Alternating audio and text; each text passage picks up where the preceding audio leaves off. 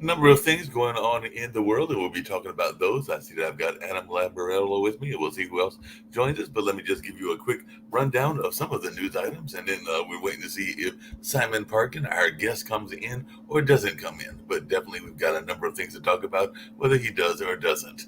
But Taiwan has condemned Chinese military drills around the island as unreasonable provocation. So Taiwan says a record 125 Chinese aircraft and 17 warships were involved in a military exercise. So definitely that looks like that was one of those war games that were going on and all along those lines. And after 3 hurricanes in 2 years, Fort Myers Beach residents are wondering if it's time to let go. So some of them might be decided that they might be wanting to live in another part of the world and all along those lines. So that's definitely something that a lot of people will be paying attention to in the world news and what's going on in that respect. So definitely it'll be interesting to see what happens in that way. And hitting us with sticks, Gazan says Hamas beat civilians attempting to evacuate, and Netanyahu is mulling a plan to empty northern Gaza of civilians. So Israel is stepping up military pressure in North Gaza amidst fears of siege and displacement. So that is something else that we're seeing in the news as well.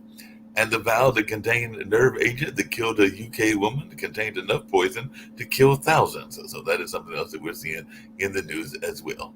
And 3 win a Nobel Prize in research and economics for research on global inequality. So that's what they wanted in. It was in economics and it was for research on global inequality. And the 3 are Darren Ace Maglo, Simon Johnson, and James Robinson. So that is looking at they studied the wealth and poverty of nations. So definitely they were looking at the way wealth and poverty is handled in the various nations and the global inequality that goes on in that space. So definitely that is something else that we're seeing in the news as well. An Israeli minister has denounced UN peacekeepers as fighting rages. So definitely it does look like there's more fighting in that area as well. And 8 monkeys were found dead at a Hong Kong zoo, according to the government. And it looks like Christopher Columbus was secretly Jewish. That is what new DNA study is revealing. So scientists are casting doubts on the claim that Christopher Columbus was a Sephardic Jew from Spain. So definitely that's something going on. So definitely this current documentary is out there saying that he may have been Spanish and Jewish. And as we know, today is Columbus Day. Also in some parts of the world, it is also celebrated as Indigenous Day, Indigenous People Day as well. So definitely there's a lot of things going on in that space. An Indian politician known for his close ties with Bollywood is killed in Mumbai. So definitely Mumbai cops are scanning places of worship in Ujjain, Kwandia to trace the shooter. So definitely that is something else going on as well. And it looks like Ukraine is withdrawing from a dire situation in Torsk, that part of the conflict zone and everything. So Russia says it captured a southern Ukrainian village in a push before winter comes. So this conflict has been going on for a couple of years now. Actually, I think almost 2 or 3 years now. So definitely a lot of folks are paying attention to that as well. And an ex-Stasi officer was convicted of murder 50 years after the Berlin shooting. So 50 years later, a German Stasi agent is convicted of murder and gets 10 years. So this is for an incident that took place in a 1974 Berlin border killing. So definitely that is something else that we're seeing as well. And 5 decapitated bodies were found on the road in Mexico, and heads are discovered in bags nearby. So definitely there is some violence going on in Mexico as well.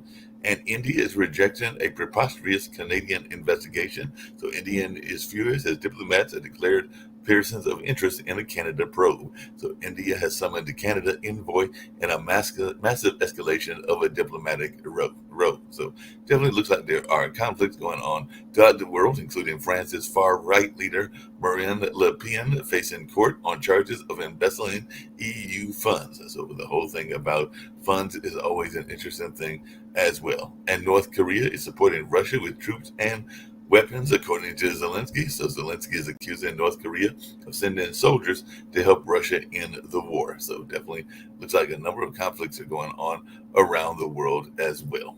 And an English coroner has issued a warning over the death of a woman trapped in an Ottoman bed.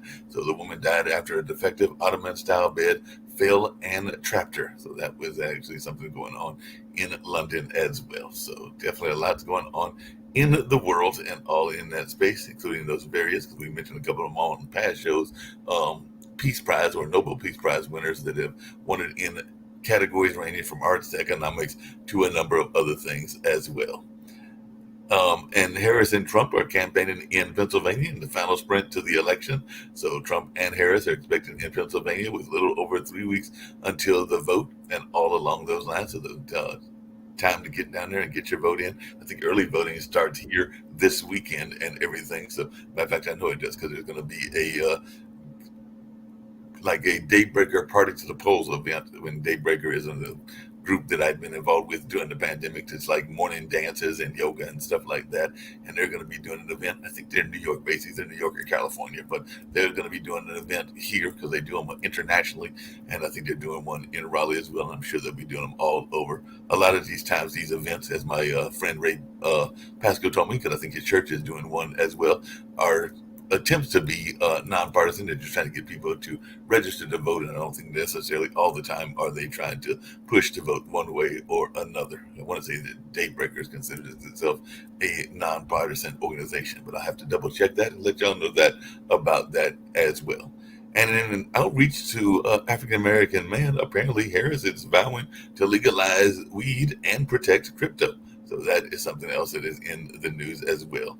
And I want to say that Dennis Quaid was out there campaigning for Trump recently as well, and a man was arrested outside the Trump Coachella rally and denies an assassination attempt. He's all in, saying he's supporting Trump and all along those lines. So definitely that's something else going on as well. So we're getting ready to get to some of the other things going on in the world and all along those lines. Like I said, it looks like another hurricane may be brewing as well. So we're going to see what's going on in that space. But I'll bring in my special guest, Simon Parkin. I'm glad that he's joined me and everything. How you doing, Simon? I understand that you got a new book out that talks about a political situation that happened many years ago in Leningrad. So it was a group of botanists that apparently were doing some great research, because I know one of the things that even happens in wars in Ukraine and in Israel, the modern day wars, is that people are amazed and surprised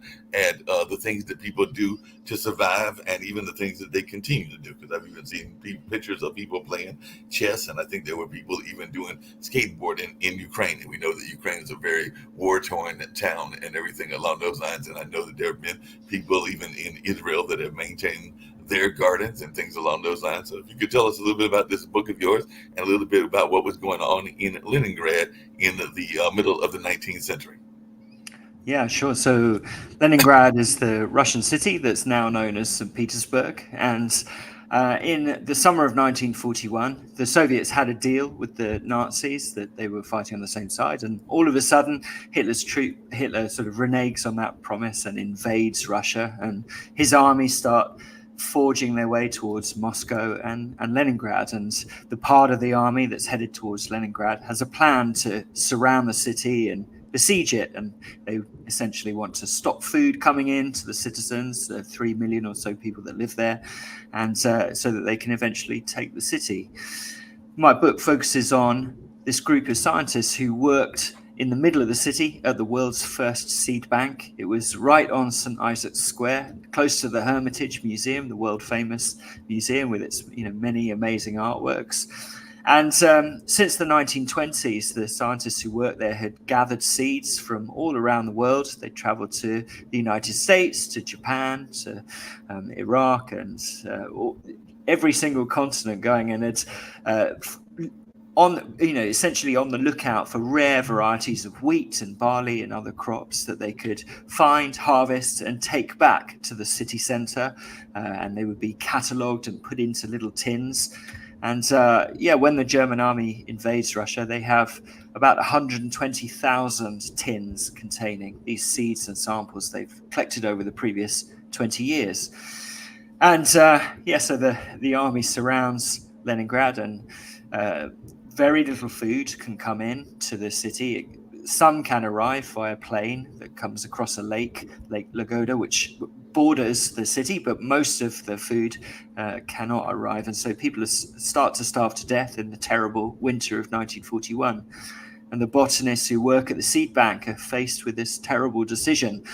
They've got sort of 250,000 seeds and nuts and other plants in the building. Should they start to eat them to prolong their own lives, or distribute them to the people who are starving in the city outside?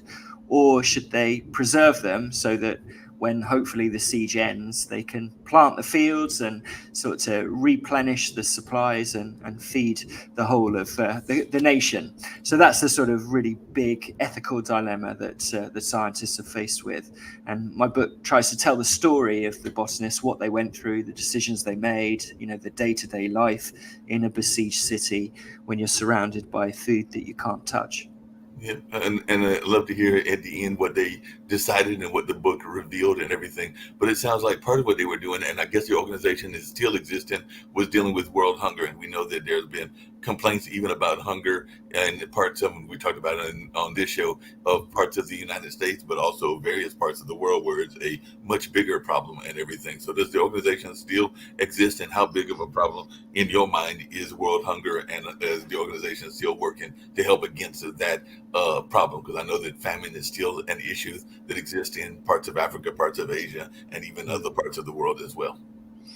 Yeah, that's right. So this was very present for the people in the seed bank and for Russian citizens at that time, because under Stalin's regime, the country had experienced, at least 3 nationwide famines, and hundreds of thousands of people had died as a result of those. So people very much understood the need for food security, is how we might term it today. And Vavilov, who set up the seed bank, he believed that the scientific benefit of trying to find these wild varieties of wheat and other seed is that there could be genetic properties locked away in these specimens that they could bring back to the city and crossbreed and try to develop essentially super crops that might be very well able to withstand cold or pests or any number of other things. So that was really, at the heart of their mission. They were trying to develop crops that could, bring an end to famine, essentially. They were very ahead of their time in some ways. There are today seed banks all around the world. The very famous ones, Svalbard. There's one here in the UK where I live, the Millennium Seed Bank Project. And those scientists there are, sort of continuing that work of trying to locate and build a catalogue of all of the seeds in the world, and then discover through researching them what properties some of these seeds might have that could be useful for helping to feed people around the world. The seed bank in Leningrad, which is now St. Petersburg, is still there, still in the middle of the city, and in the same building that the botanists were working out of during the Second World War. And I got in contact with them when I was researching my book, and I was planning to go and visit them, but of course world events overtook things and made that impossible. But an archivist at the seed bank very kindly agreed to scan and send me documents from their archives from the 1940s. And so that was how I was able to tell the story.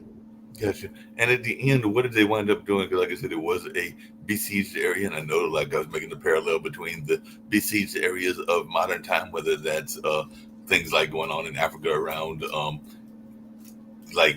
Ethiopia and Eritrea, or whether that's the ones that most people know about, which is of course Ukraine and Russia, and of course Israel and what's going on with Israel and Palestine. But what was the final result? Did the botanists survive? Did they get recognition for the work that they did, or how did they handle it at the end? And did they manage to survive the world war that they were in? Yeah, well, that's a very big question. So, the the certainly during the first year of the siege, it was very difficult for them. There were some people in the city knew that there was this collection of seeds, so they were attempted break-ins, people trying to steal the potatoes and other seeds that they had there. There were also the people were starving in the city, so they ate their pets, their cats and their dogs, which meant that there weren't pets around to catch the vermin.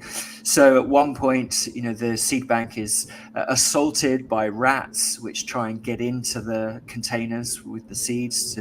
And so the botanists, who are weakened anyway through lack of nutrition, are trying to fend off all of these different things, and of course their own hunger pangs and their own desire to eat. And there was some debate among the scientists about what they should do. Should they take some of the samples and eat them to prolong their lives or not? And in the end, the leaders of the group decided that no, they needed to save every single seed in the collection. That had been their work. That had been what they've given their lives to professionally. And as a result, 19 of the botanists starved to death. And in fact, some of them, while still working at their desks, cataloguing seeds, and they expire where they're sat. So it is in some ways a tragedy, but some of the botanists do survive and they make it through that first winter, and then they some food starts coming into the city, and so they do survive the war, and then they're trying to get the story out of what happened to them. And there was some misinformation in the immediately after the war. An English biologist visited Russia and then came back and said, the botanists in Leningrad ate most of the collection, which was incredibly hurtful to the people who had not done that and had seen their colleagues die as a result. And it took a long time for the truth of what had happened to come out, and especially the truth of what had happened to Nikolai Vavilov, the man who had set up the seed bank and led the expeditions, who had been arrested by Stalin and died in a prison camp as well. So it was really not until the 1970s and 1980s that story started to be revealed. And my book is actually the first book to try to tell the story of what happened to all of the botanists themselves in the seed bank during that time.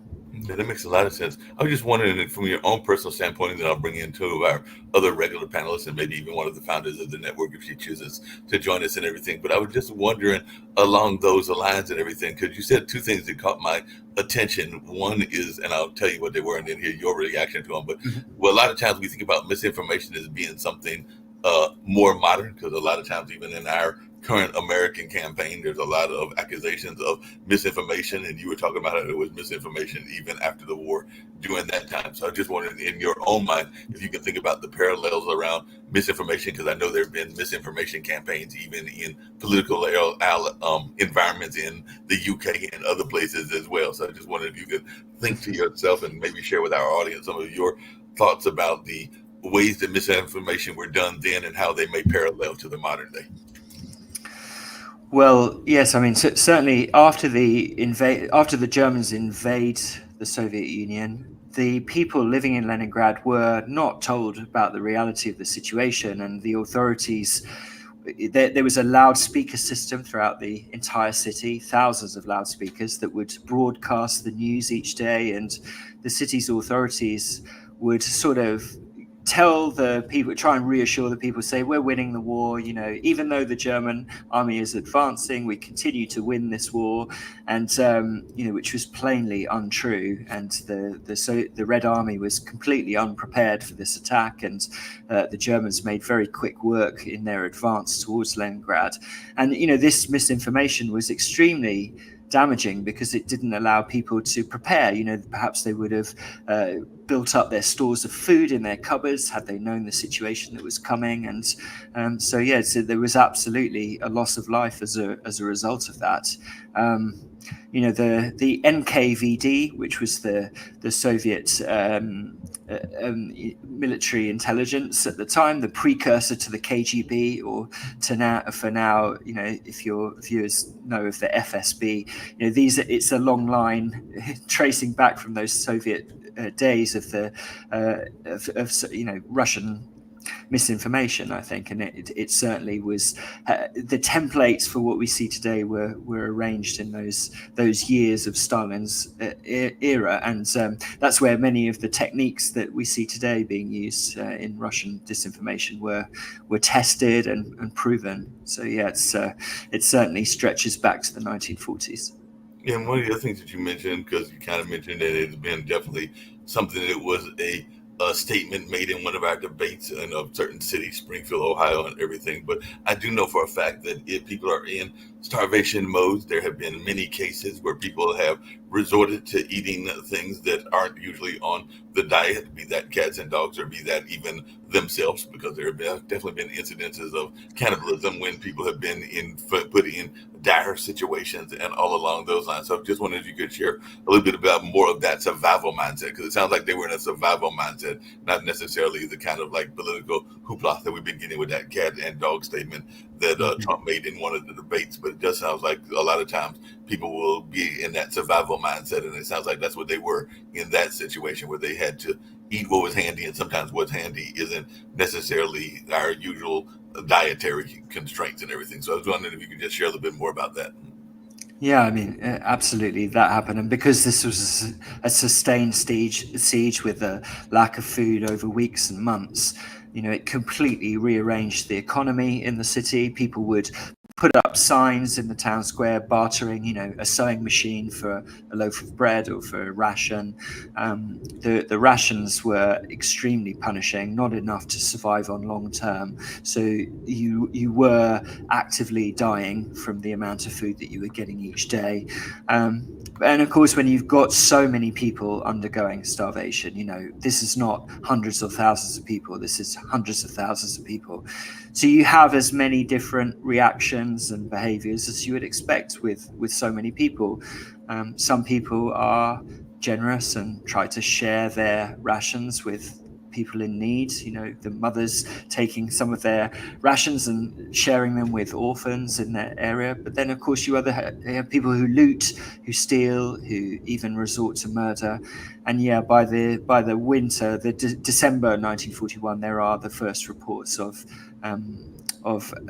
cannibalism start to come through, although of course these as well were not released. These reports were not released for many years after, because it was highly embarrassing to the state.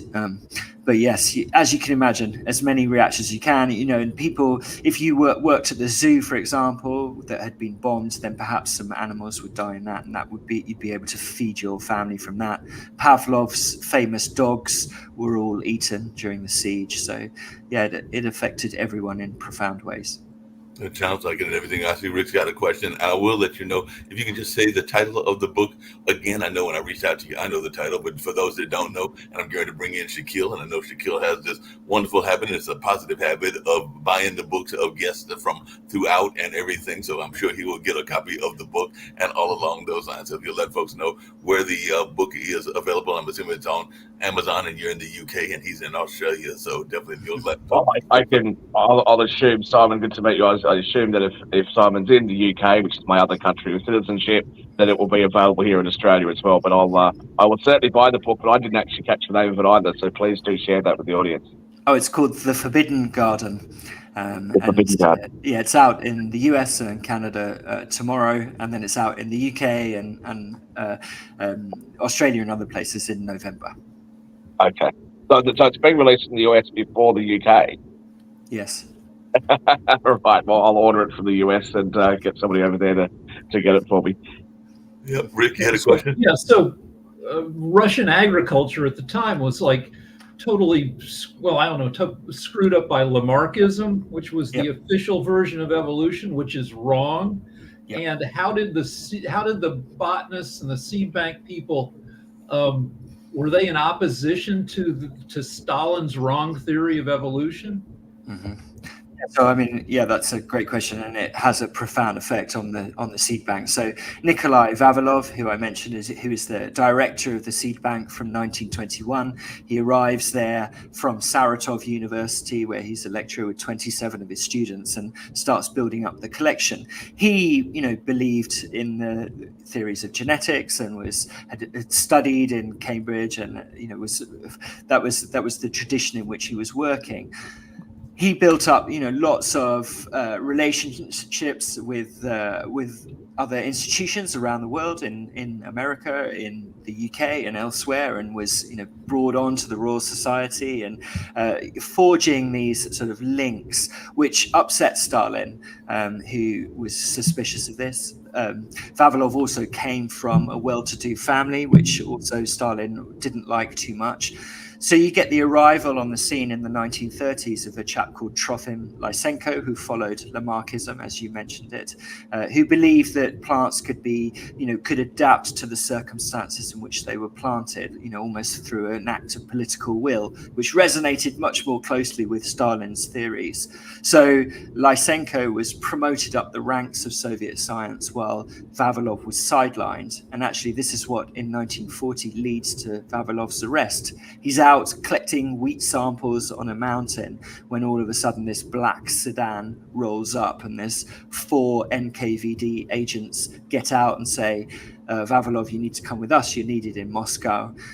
But of course, it's a ploy, and actually he's arrested and put into prison and tried. And this was all because they wanted to get rid of Vavilov and his theories and promote Lysenko and his theories.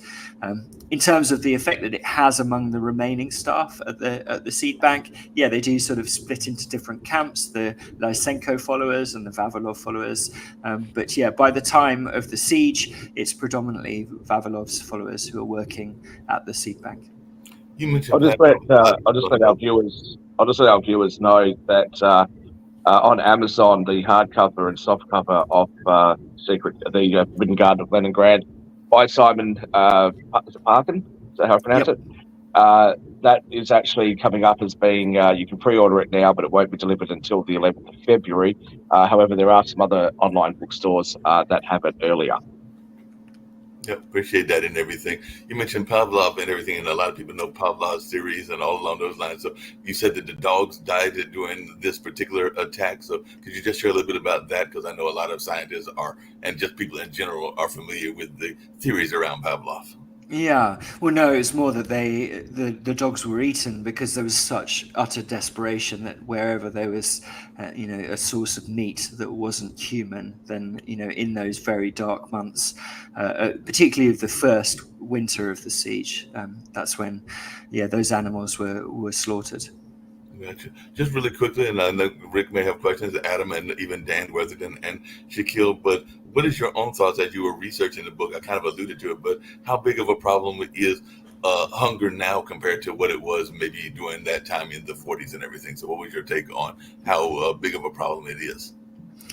Well, I mean, certainly less of a problem than it would have been in 1930s Soviet Union, where millions of people had died through starvation. So, it was extremely pressing there. But of course, the issues of food security continue to be a pressing issue, and especially in the midst of climate change and the effects that can have on crop growers. And here in the UK, the issues for farmers and the subsidies that they need to continue growing food to feed our nation, which is also, I would say, reliant on imports. Here in the UK, we don't produce enough food to feed ourselves here. So it's not like these issues have gone away, but I would say, Vavilov and the fellow botanists that he worked with were responsible for, saving the collection, enabled the continuing genetic tinkering and breeding of more resilient crops. And by the 1960s and 1970s, millions of acres throughout Russia were being planted with crops that were direct descendants of the seeds that Vavilov and the other botanists had saved. So, the question of whether they made the right or ethical decision during the siege, is complicated by that fact that, in fact, their work did have this huge impact.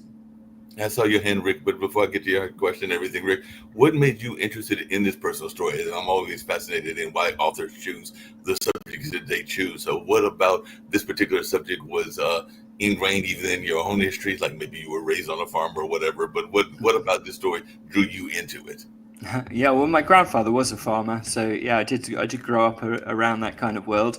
Although I grew up in South London, so it was only when I went to visit him. But yeah, I found out about the story. I was reading a newspaper article about actually, a dispute on the outskirts of St. Petersburg about building some houses, and the authorities wanted to build blocks of flats on some of the land that Vavilov and his botanists would use to plant out experiments. And for that reason, now, 80 years later, there's very rare trees and other crops on this piece of land because they planted the seeds that they gathered from around the world. So there was this dispute, some people saying we need to protect this land, it's got all these rare plants and trees and shrubs here, we shouldn't be developing it. And the story just had two lines, a throwaway kind of couple of lines about what had happened to the botanists during the siege in the 1940s. And it's immediately, when you hear just even the tiniest bit of the fragment of the story, it's very compelling, and you think, you put yourself in that situation. What did these men and women go through? How did they arrive at the decisions they made? And if you're the kind of writer that I am, you're looking for stories that you can perhaps dig into, where there's enough there to write a book about. You go looking and see what else has been about it. And there was only one other relatively slim book published in the 1970s in Russia about the botanists themselves. So I then went down the rabbit hole and to see if I could produce something myself that got to something of the truth of what happened. Just really quick, I did see your hand again, Rick, but just really quickly before I get to Rick's question, what would you say, because one of the arguments we've been having on this network to some degree is certain careers are seen as like dead-end jobs, and I'm sure that some people would say that botanist is probably one of those kind of careers. So what do you say to folks that are thinking that maybe we don't need botanists in this particular day and time and everything? So what would your thoughts be around that? Well, I'm not a botanist, and I'm a journalist and writer, which some people would say is a dead end job as well, I'm sure. But having met some scientists as a result of reporting the story, and I visited the Millennium Seed Bank here in the UK and saw the extremely valuable work that's being done there to crossbreed different wild varieties of seed. Exactly the same work that was happening in the 30s and 40s with Vavilov and his team. And the idea that there is still, perhaps in wild varieties of wheat and maize and flax and other key crops that enable the survival of our species, at least, you can see that work is hugely important and valuable, and we need people to be going into that career and to encourage them to do so, I think. Yeah, that makes sense. Everything, Rick.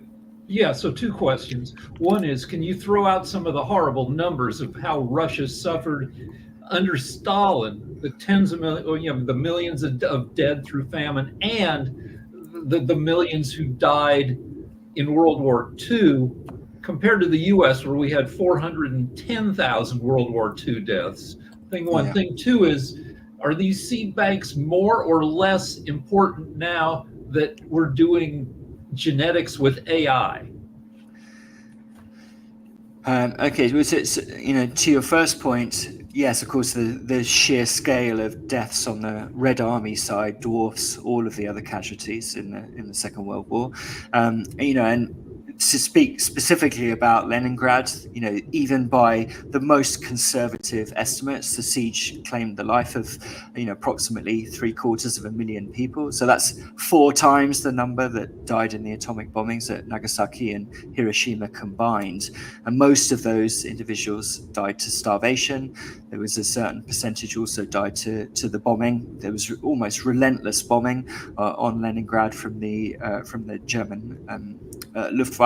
So, yeah, it was an absolutely appalling and very, very difficult time. There were bodies out in the streets. It was there were so many that they were being dumped in the courtyards of hospitals during the siege. And there's a huge mass cemetery that you can now still visit in St. Petersburg, where many of the dead were buried. So, yeah, an absolute huge tragedy, and as the host said at the start, it was the longest continuous siege of any city in recorded history.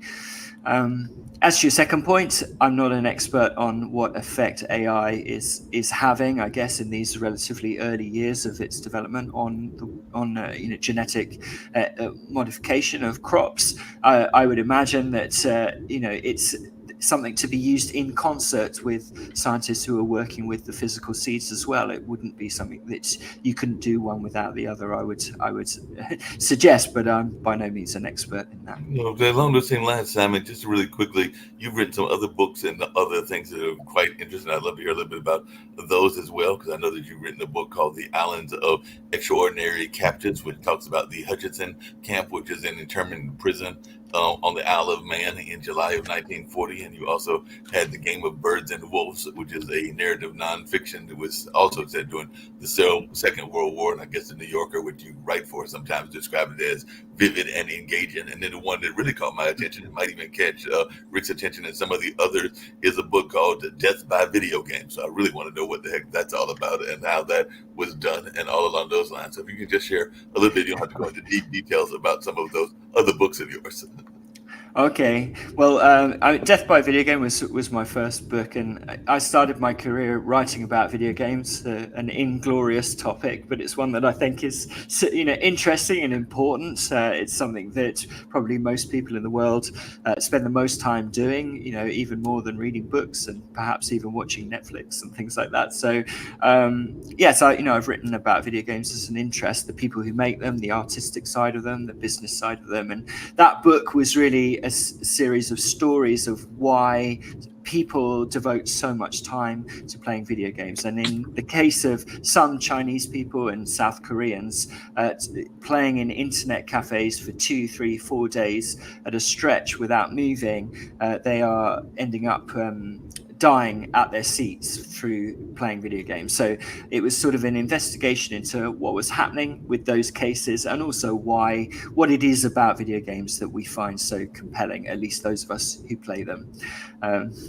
Which is a little bit different to the other two books you mentioned, which are more sort of a bit like The Forbidden Garden of Leningrad, but compelling, I think, stories from the Second World War era about perhaps generally unknown stories from that time. So A Game of Birds and Wolves is about a group of young women in the Women's Royal Naval Service who helped co-develop a board game that was played on it's a type of war game that the British developed to help us understand why we were losing so many ships in the Battle of the Atlantic to U-boats.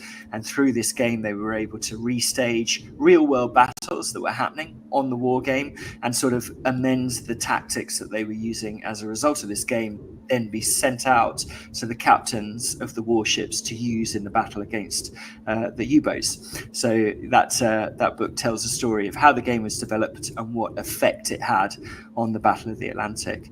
And then, the other book you mentioned, The Island of Extraordinary Captives, is all about the British internment of predominantly Jewish, but also Italian refugees to Britain who had come to Britain and were living here in the very early weeks and months of the war, who then suddenly, when it looks like the Germans are going to invade Britain, the government has a mass panic and says, actually, we've got all of these refugees here of enemy nationality. We should round them up and put them in camps in case some of them are spies. And my book tells the story of this one particular internment camp where there just happened to be a very high density of artists and musicians, very well-renowned people from Europe, and the sort of artistic commune that they created while they were in the camp. It sounds like fascinating books both of them do, and everything. I do see that we've definitely got some things going on with Steve that's joined us, so he'll give us a breakdown. But one thing I was going to ask you, and I wish we should perhaps warn Simon that with Steve's arrival, we may get very political, so feel free not to Not to take a side if you don't want to. Okay. Yeah, and just really quickly before we get to Steve's side and everything, because then just a quick answer. Why did you find out that people are so into video games? I never really got into them. My brother is into them, and the other people that I know, including one of our other panelists who isn't here today. Actually, that's what he makes his living at partially, but everything. But in your research, why did you find people were so excited about video games? Well, I was just sort of, each chapter in the book takes a different thing that I think people find very appealing in video games, whether it's a sense of community and belonging through the other people that you play with, or perhaps, I think one of the things that video games really do provide is, you enter a world that has a problem, usually in most video games, and you have to fix that problem. But video games are relentlessly fair and just, and if you follow the rules of the video game, you always prevail in a way that perhaps in life you don't. If you do the things the game asks you to do, and you follow the to-do list and you complete all the missions, you can set everything right. And I think there's something deeply appealing to people as a result of that.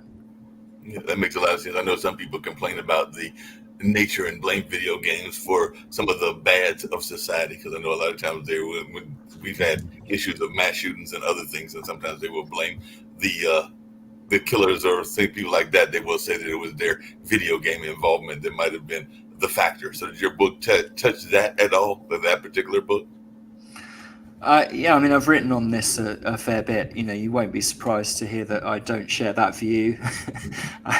Here in the UK, we have almost the exact same entertainment diet as in America. People play the same video games. We don't have mass shootings. So you have to ask yourself what the difference might be. Yeah, that makes a lot of sense. Hey, Steve, really quickly, I did see you had a question, but Steve, did you have something you want to share politically? And like was said earlier, if Simon wants to jump in, he can, but if he wants to avoid the fireworks, that's cool as well. So definitely, any thoughts? No, not much. I just sorry, I'm still just ran a couple miles, and but it's just been crazy busy with early voting starting this week in North Carolina. Definitely seems to be a really negative effect of Mark Robinson, I think, which continues. So I don't know if it's looking very good for the Republicans for the statewide Council of State seats. I think Jeff Jackson will probably win Attorney General. Obviously, Josh Stein, Governor, all the way down the ballot. We don't know what of an impact it will have on the presidential, although Trump's lead's gone to about 0.7%. So it's gone down, but he could still squeak it out here. And obviously, I think he can only lose. I think Harris can win if she wins Pennsylvania and North Carolina. But I think if she doesn't win one of those two states, it'll be really tough to win the electoral college. Steve, what do you base that on, though? I mean, let's say that she. Well, I don't think she's going to win Pennsylvania, but let's just say that she won both Pennsylvania and North Carolina. You've still got the other 5 of the other 7 that are still there: Michigan, Wisconsin, but you got more electoral votes, and Georgia. Yeah, I think Pennsylvania has a lot of it. I think you combine those 2 states, it'll push you over the top. Whoever wins. Well, on the numbers at the moment, she's going to need more than just those 2. That's the difficulty that this campaign has, is that if she loses Pennsylvania, it's very difficult for her to have a pathway towards the White House. But even if she wins it, there are still multiple other ways for Trump to get in there. So I'm not sure. I think that there might be a bit of a false sense of security amongst the people for Raleigh about the results that North Carolina's down ballot races are going to have on the national election. I think there was a post-convention bump, but I think that's gone down considerably. I think even though he didn't do so well in the debate, that people have forgotten that, and now it's down to the final 3 weeks. So, I mean, I don't actually agree, and I know I'm the only one that says this, so maybe I'm just a right-wing nutjob these days that everyone accuses me of. But I don't actually think that he did that badly. She needed to do something in that debate. She had already dodged all of the interviews and news conferences. So what she needed to do was to come out and explain her policies in detail and explain how she was going to do it. She hasn't done that at the debate. She hasn't done it in her interviews. We're still none the wiser as to what her plan is. Just really quickly, Simon, Yeah. Simon, what's your take on this? Because I you come agree. from the UK and everything, and I just wanted to you follow any of the United States journalism because you are a journalist from the UK, and I know a lot of yours is historical journalism as well as the interest in video games. But I was just wondering if what your read is, and even your read from maybe some of your political associates, because I know one of the papers you work for is the New Yorker magazine, I should say, and everything. So I was just wondering your take on what you're hearing from the UK. Well, yeah, I mean, here at the UK, we get a lot of news from the States, although, I would say right now other events in the world have overtaken the presidential race. So, it's sort of the last item in most of our news events, news reports on the BBC at the moment. Yeah, I mean, I am not qualified probably to speak to the projected winnings or anything like that at the moment. It's just very much looking on from the sidelines, I would say. Simon, do you work for the BBC before I make a comment about the UK? I do not. No, I'm freelance. Yeah, okay. All right, you're freelance. Perfect. So I'll just say, if you have a look at the UK and Keir Starmer's beautifully, wonderful job of destroying the country in the short period of time he's had there, of ramping up the amount of division that he has, of seeing all of the wealth absolutely flee out of the UK, you would have to look at that if you're in another country and say, do we A, follow down that path, or do we B, not do the things that the UK's done? And what Kamala Harris and other left-leaning parties, like the party that's unfortunately in charge of Australia at the moment, are doing is they are promoting the same sorts of policies that Keir Starmer has promoted, and this is exactly what you get. Hey, Simon, just really quickly, I'm going to divert for a second, but you've won, I'm just some of the things you've written for, because you've written for the New York Times, Harper's, The Guardian, New Statesman, and like you said earlier, have done some work as a freelancer for BBC, but your work was featured in the Best American Non-Required Reading, and you were a finalist in the Foreign Press Association Media Awards, and have been a recipient of 2 awards from the Society of Professional Journalists. So I guess my question to you is, what got you into journalism, and what do you think about these awards, or do they even register with you when you get these kind of awards and everything? Because definitely you are well awarded, to say the least.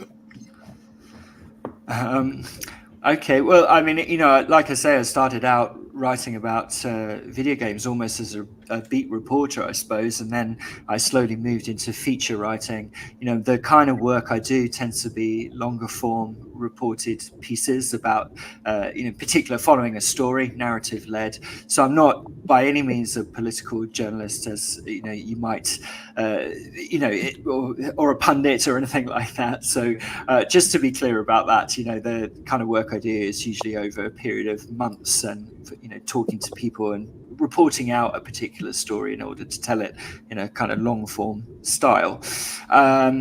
In terms of awards, of course they're nice. They're nice to have, but you can't take them too seriously. I think there's always reasons why you get awarded these things and why you don't at particular moments, and you don't want to find your value in them too much. That can be a good way to lead to madness, I think. So while they're nice to have, and they do, I think probably the best benefit of receiving an award, a literary one or a journalism one, is that it hopefully helps open some more doors for you. And if you are a freelance writer and you live by your wits, as I do, that can be very useful in terms of trying to build a career. So I hope that answers it. No, that does answer the question. Just really quickly, because you kind of alluded to it when we were talking about the dead-end job and whether botanists were one and everything. When we have a media show that comes at 12, and that comes up in that show sometimes. But what is your thoughts around the current state of journalism and all along those lines? Because I'm a fellow journalist, as you can tell, and everything. But I just wanted your thoughts around the current state of just journalism in general. Well, in general, is very broad. As someone who works in this area, it's difficult. There's far less funding. Many publications have closed down just even in the last 5 years. So, for someone who works as a freelancer, there are fewer and fewer places to do your work. There is often less funding, particularly for the kinds of longer reported stories that I try to do in my career. And I think this does have an effect on how informed people are. If you look at the stories that get broken through investigative work, it's often the way in which we find out about abuses of power, of things that the public might want to hold a government to account for. So, and there's been such damaging rhetoric aimed towards journalists and towards the media, particularly in the United States, that's been, not that it's not all unwarranted, but, that certainly from some quarters has been deeply damaging and unhelpful, and, for reasons that are duplicitous, right? It's because perhaps people want to take a stance against journalists or outlets that are holding them to account, and so they want to discredit them. And I think as a society and as a culture, we all become poorer when that happens. Well, perhaps, Simon, the journalists as an industry need to do something to restore public faith, and that, you look at the Sun. There are parts of the UK where the Sun you'd be absolutely shunned by society if you were to read it because of some of their reporting on labour unions. So this has happened a lot. I think that people are frustrated with the apparent bias of media. I do want to ask you a quick question, though, if I may, without giving us any figures. As a freelance journalist, what's the process here for earning money? Do you write a story and then sell it to a publication and you have to self-fund in the meantime, or are you funded while you're doing an investigative report, or what's the normal sort of process for this? Yeah, the normal process is that you pitch your story and you receive a commission. Then you go away and you work on your story for however long it takes, and then you submit it. You go through the fact check and editing process. If you're writing for a reputable outlet, which I try to do, then there is usually very, very rigorous fact checking mechanisms to make sure that what's being published is true and that people aren't going to get sued or misled. And then, very often you only get paid once it's published. So if a story can, sit with an editor for a few weeks or months, it can be actually quite hard to make a living this way, because your sort of incomings and outgoings can be, you never quite know when you're going to get paid. So, so the original commissions that you get are just a very small amount, presumably, and then the end product, if it's published, is where you actually earn the money. You often don't earn any money until it's published. And I'm just talking about my personal experience here, but I'm an experienced journalist who's written for lots of major newspapers, and it's always the same for me. Hey, Adam, you had a question? I have my hand got up. to Adam or Dan. I think they both had thoughts, and they pointed out both you and me have been kind of running the conversation. So and Shaquille. So Adam and Dan, if y'all had thoughts or questions. Adam? You're on mute, Adam. Okay, I'm sorry. I just had a quick thought on the concept of fact-checking and misinformation. It suffers from three flaws. Number one, selectivity. If you look at the presidential debate, they only fact-checked Trump, didn't fact-check Harris, even though she made numerous misrepresentations. Number two, bias. The bias of the fact checker makes checking itself unreliable. You saw that in the vice presidential debate when J.D. Vance was fact checked, even though the parties both agreed, Democrat and Republican, not to have anyone fact check them. And the third thing is incongruity. You cannot have fact checking when it involves statements that express opinions or that express facts that have opinions embedded within them. So fact checking has become unreliable, a political tool, often for the left, to try to discredit their opponents, and therefore it has no credibility anymore. Okay, that's an interesting thought and everything. Dan, did you have some thoughts you wanted to add? And then I think Rick had another question. Yeah, I think there's a lot of implicit bias in the media, and I think it's in the mainstream media in the United States, and I think that's because of who owns those particular outlets. The same people that are promulgating all of the liberal false narratives and everything that our country seems to be going down the primrose path with respect to people who are insane enough to vote for Kamala Harris. The problem is that the media has been propping her up, where she is clearly not qualified to be the commander in chief and is not trusted by our allies or really anyone else. Even Joe Biden has been undermining her in the media. And we're at a dead heat, 48% now. So I think Steve has wishful thinking here.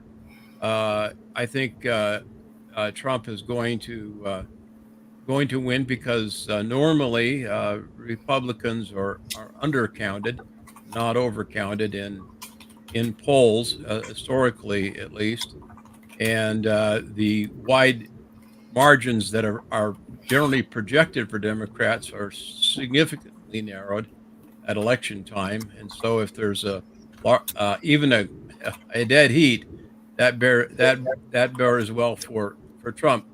Most Republicans are not going to even reply to a political poll or anything else. We just won't, because we don't trust those who are giving the poll. We just go vote. A lot of us won't even send money to support any particular candidate. I think the difference here, though, even though I still think she's gotten better as a candidate, but I do think that she didn't really. One thing disadvantage she had is she only had a few months to ramp up for a general election. But I think whose fault's that? Whose fault's that? That's the Democrats and their media gaslighting everybody. Exactly. And then she decides that in the limited time that she's got, she's not going to do any interviews. Yeah, but let me finish. Right. Let me inject some actual stuff here. I've worked as a professional fact checker for years and years and years, and I can tell you that the distrust of expertise and actual facts and the slinging of bullshit is more on the right than it is on the not right. Well, you're not on the right. You would say that. Hold on. What is the empirical basis for that assertion? A Pew Research study. Just really quickly, because we're getting ready to A Pew Research study? Let me finish my point. I'll tell you something real quick. Rick, hold on. Simon will tell you the food shortages were brought about partially because of price controls. And what's Harris's plan? Let's introduce price controls. Can you think of a single time in any country, in any time in our history as human beings on this planet, that price controls have ever worked? No, they have always led to shortages. Right, no, price controls have failed. They've always led to despair. But all right, so two causes for optimism looking on early voting returns. If you're a liberal, Pennsylvania, 400,000 people have voted early, 3 times as many Democrats as Republicans. North Carolina, 50,000 people have voted early. Women are outvoting men by about 9%, over 54% versus less than 46% for men. And finally, a question for Simon, which is, are they developing technology so that people don't become physically debilitated and die while spending 12, 14, 16 hours a day either gaming or in VR? Shall I answer that?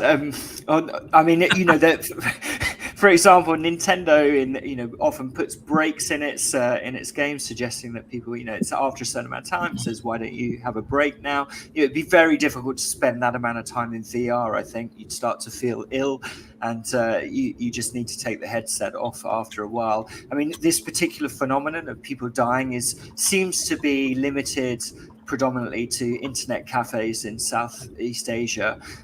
So it's not, although there have been a few cases in the United States and in England. But I think, for the vast majority of people, who have a healthy entertainment diet and who will get up and move around after, a few hours of playing, it's not going to be a problem. Yeah, just really Can we quickly. give Dave a moment to finish his point, because I cut him off and I didn't mean for him. No, the only thing I was going to say is that the difference between now and 2008, if you look back to when Obama, I think that he was a much more meteoric star with his communication.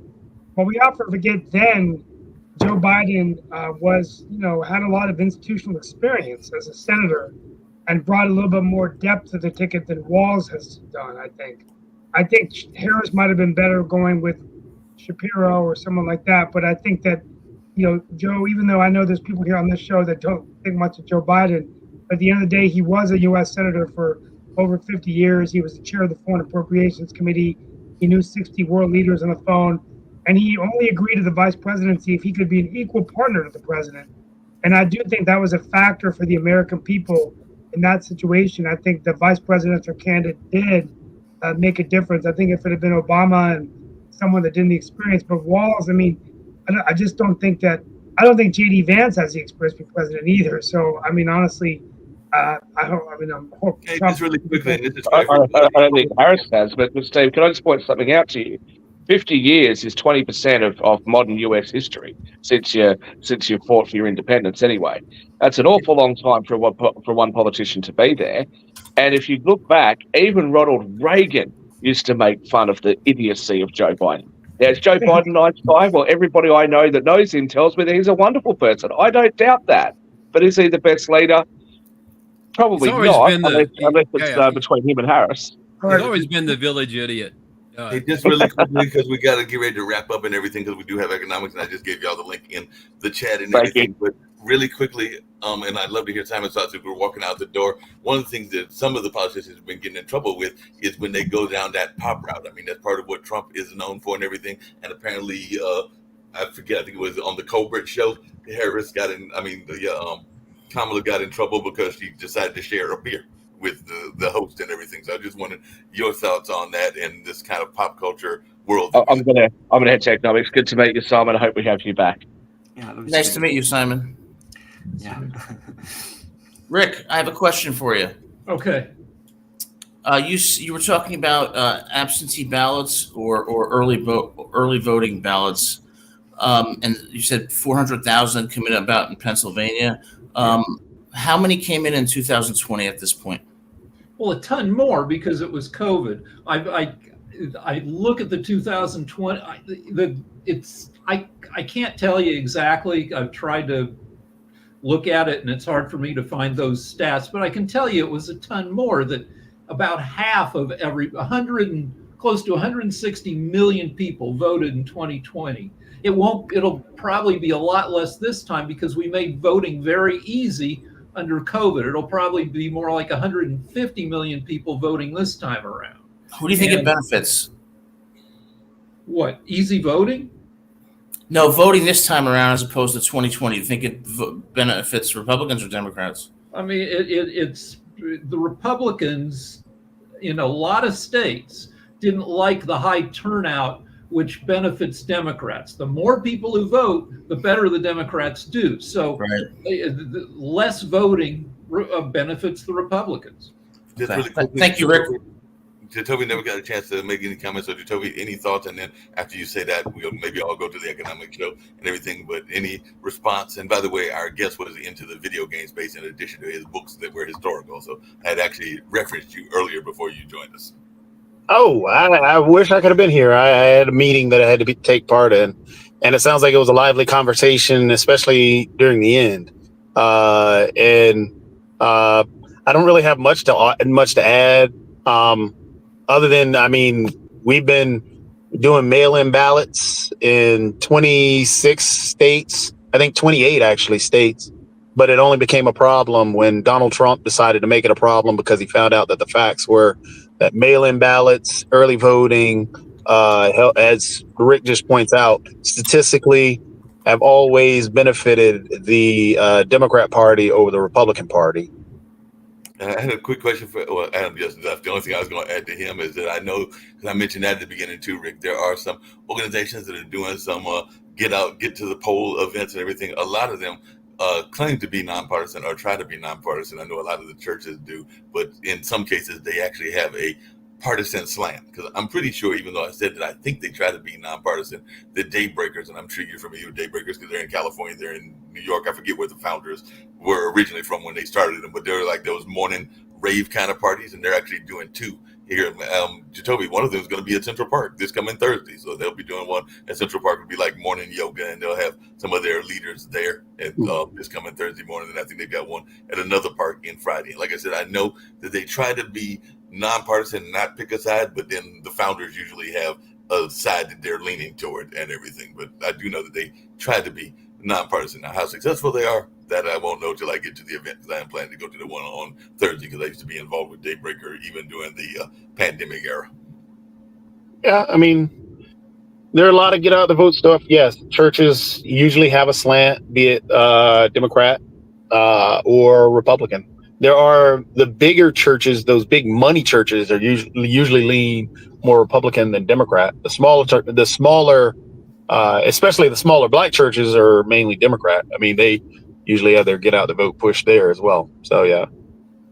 But definitely, like I said, we got Economic Monday going on, and we'll maybe join them I'll see you and guys everything. But over it was a fun conversation. I appreciate your questions that you asked Rick as well. So yeah, you would have enjoyed it because as I did more research on Simon, I found out that he started off as a video game writer, and he's written for the New Yorker, as a Guardian, and other things. So his latest book is about botanists and the forbidden garden. It was kind of like a forbidden garden that they had during one of the world wars that he did a recent book on. Oh, cool. Yeah. I mean, like I said, I had a meeting. I would have loved to have talked to him because, yeah, I mean, there's a lot of, and I'm glad it sounds like he's doing a reach out in terms of trying to navigate people through a lot of the misinformation around the gaming arena, which is great because there's a lot of misinformation, as I heard from that last question that was sent to him about, dealing with deaths and all the other stuff. Well, there's football, that's the number one sport in the U.S., has more deaths than in video games. I agree with you on that and everything. So, like I said, maybe we'll jump over on the economic show. I know we got economics and media, but yeah, that was a fun show, and he was a great guest. He was one that we found out through our publicity friends and everything. So, look forward to getting him back on in the not too distant future. Yeah, that'd be great. Cool.